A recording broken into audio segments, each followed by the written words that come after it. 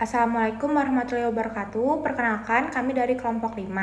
Hari ini kami akan mempresentasikan tentang pendekatan konseling kognitif perilaku. Baik, izinkan saya untuk memperkenalkan anggota kelompok kami. Yang pertama, saya sendiri, Nazwa Filiza Lesil, selaku moderator. Kemudian ada Anastasia Barek Kumanireng, Abigail Arianti Madiu, Leila Amanda Dewi Triana, dan Atiara Sepga El Husna. Baik, yang pertama, apa itu Cognitive Behavioral Therapy? Cognitive Behavioral Therapy merupakan pendekatan psikoterapi yang didasarkan pada prinsip bahwa pikiran, emosi, dan perilaku itu saling mempengaruhi. Terapi ini berfokus pada restrukturisasi kognitif, yaitu membantu individu mengenali serta mengganti distorsi kognitif dengan pola pikir yang lebih adaptif. Selain itu, CBT juga memperbaiki perilaku yang tidak efektif dengan menggunakan teknik seperti relaksasi, paparan bertahap, dan pelatihan keterampilan sosial, sehingga individu mampu mengelola kecemasan dengan lebih efektif. Kemudian, kita akan membahas masalah apa saja yang dapat ditangani oleh CBT. CBT mampu menangani berbagai bentuk kecemasan, termasuk Generalized Anxiety Disorder, Social Anxiety Disorder, Separation Anxiety, dan Panic Disorder. Jurnal ini juga menunjukkan bahwa CBT efektif untuk mengurangi kecemasan akademik serta kecemasan sosial, terutama melalui intervensi kelompok. Selain itu, CBT juga membantu mengatasi perilaku yang berkaitan dengan kecemasan, seperti penghindaran, perilaku maladaptif, dan kesulitan regulasi emosi. Secara preventif, CBT juga berperan dalam menurunkan risiko munculnya gangguan psikologis lanjutan, seperti depresi, penyalahgunaan zat, dan pola coping yang tidak adaptif. Tujuan utama Cognitive Behavioral Therapy. Tujuannya yaitu membantu individu mengubah pola pikir yang tidak adaptif sehingga berpengaruh pada perubahan emosi dan perilaku. Melalui proses identifikasi dan evaluasi pikiran negatif, individu dilatih mengganti distorsi kognitif dengan cara berpikir yang lebih rasional. CBT juga bertujuan menurunkan gejala kecemasan secara signifikan serta mengembangkan keterampilan regulasi emosi dan coping, seperti relaksasi, pemecahan masalah, dan exposure bertahap. Selain itu, CBT juga berperan dalam mengurangi perilaku penghindaran serta meningkatkan kepercayaan diri individu saat menghadapi situasi pemicu kecemasan. Teori kognitif behavioral terapi atau yang lebih dikenal dengan CBT dikembangkan oleh Aaron Temkin Beck pada tahun 1960-an yang berakar dari pendekatan kognitif dan behaviorisme. Asumsi dasar CBT yaitu pikiran, emosi, dan perilaku saling mempengaruhi, gangguan muncul dari distorsi kognitif atau pola pikir negatif, individu dapat belajar mengubah pikiran, mengubah emosi, serta mengubah perilaku. Dan yang terakhir, terapi bersifat terstruktur, terarah, dan berorientasi tujuan. Selanjutnya ada konsep kunci CBT. Yang pertama, pikiran otomatis, yaitu muncul spontan dan sering negatif. Yang kedua, distorsi kognitif, yaitu catastrophizing, overgeneralization, dan lain-lain. Yang ketiga, ada core beliefs, yaitu keyakinan dasar tentang diri atau dunia.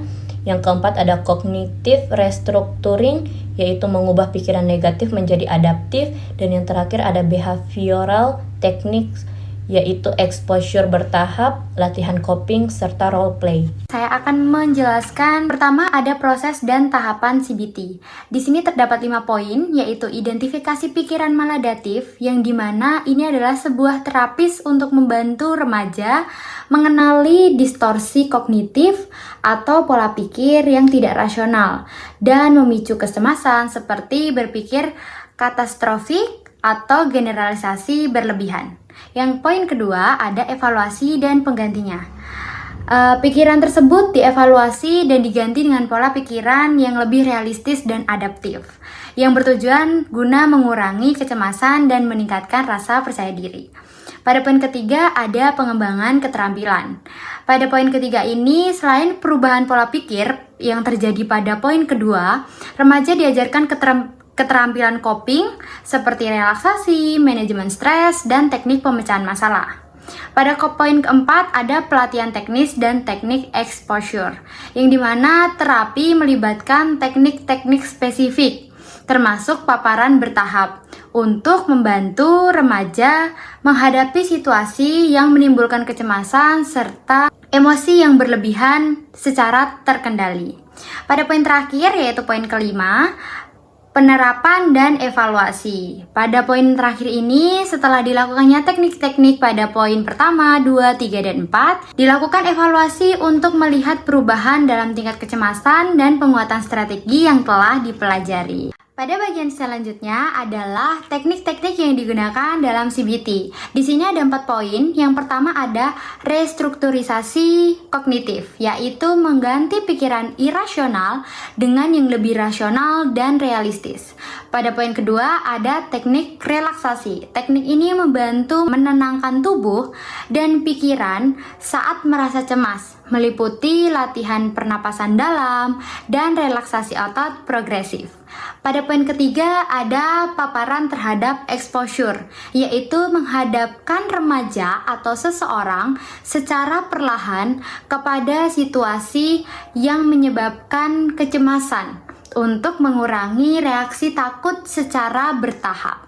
Pada poin keempat atau poin yang terakhir yaitu pelatihan keterampilan sosial dan pemecahan masalah, yaitu mengembangkan kemampuan-kemampuan yang dimiliki seseorang atau yang dimiliki remaja dalam berinteraksi sosial dan mengatasi tantangan secara lebih efektif. Jadi, proses CBT ini merupakan kombinasi antara pengenalan pola pikir, penggantinya, latihan keterampilan, dan penggunaan teknik spesifik untuk mengurangi kecemasan serta menyeluruh dan berkelanjutan. Kemudian ada contoh kasus penerapan CBT. Nah, di sini dari sebuah jurnal ditemukan bahwa seorang remaja perempuan berusia 16 tahun, yaitu dia adalah siswa kelas 2 SMA, di mana ia memiliki IQ 119, yang dimana ini dikategorikan IQ di atas rata-rata. Meskipun ia memiliki kemampuan akademik yang baik, tetapi ia sangat pasif di kelas. Ia tidak berani bertanya, sulit presentasi, dan sering menghindari situasi yang melibatkan penilaian sosial. Pemeriksaan psikologis menunjukkan bahwa ia mengalami kecemasan sosial, tetapi dalam konteks akademik. Ia memiliki pikiran negatif seperti takut diejek, takut ditertawakan oleh temannya, takut tidak disukai temannya, serta meyakini bahwa dirinya akan gagal saat tampil. Kondisi ini menyebabkan nilai akademiknya kian menurun dan tidak mencapai standar. Kemudian, bagaimana sih cara penanganan contoh kasus yang tadi jika menggunakan CBT? Nah, melihat dari tahapan CBT, kita bisa mulai dengan pertama, identifikasi pikiran maladaptif. Yang ini meliputi identifikasi pikiran negatif yang memicu kecemasan sosial pada subjek, di mana ini ditemui dengan melalui hasil wawancara, hasil SASA yang mana itu adalah sebuah alat ukur untuk mengetahui tingkat kecemasan. Kemudian ada observasi di kelas. Nah, contoh pikiran maladaptif yang dikeluarkan oleh subjek adalah seperti pikiran yang aku akan dipermalukan jika tampil di depan. Nah, kemudian yang kedua ada evaluasi dan penggantian pikiran, di mana di sini konselor mengajak subjek mengevaluasi akurasi pikiran negatif dan menilai bukti-buktinya. Jadi subjek diajak untuk menilai apakah pikiran yang ada dalam otaknya itu benar sesuai kenyataan atau tidak. Subjek dibantu untuk mengganti pikiran maladaptif dengan pikiran alternatif yang lebih realistis. Seperti tidak semua orang memperhatikan kita sebanyak itu. Tidak semua orang memperhatikan apapun yang kita lakukan. Kemudian kesalahan kecil itu wajar. Nah, yang ketiga ada pengembangan keterampilan, di mana konselor memberikan latihan keterampilan yang relevan dengan kecemasan sosial subjek, seperti contohnya cara mengatasi reaksi fisik, kecemasan, misalnya latihan pernapasan dan sebagainya, kemudian mengajarkan teknik mengelola emosi ketika cemas, seperti itu. Nah, tahapan berikutnya adalah tahapan pelatihan teknis dan exposure, di mana di sini subjek menerapkan keterampilan yang sudah dipelajari sambil dilatih menghadapi situasi sosial akademik secara bertahap. Ini bisa dimulai dengan berlatih menjawab pertanyaan sederhana, kemudian mencoba bertanya di kelas, latihan berbicara di depan kelompok kecil, dan berani tampil saat perlu presentasi. Nah, kemudian tahapan yang terakhir ialah penerapan dan evaluasi, di mana setelah 5 sesi intervensi selesai, akan dilakukan post-test SASA, di mana ini untuk melihat perbedaan tes yang di awal dengan setelah diberikan intervensi, kemudian wawancara ulang dengan subjek, guru dan teman, kemudian ada observasi perilaku selama dan setelah intervensi, dan follow up 2 minggu.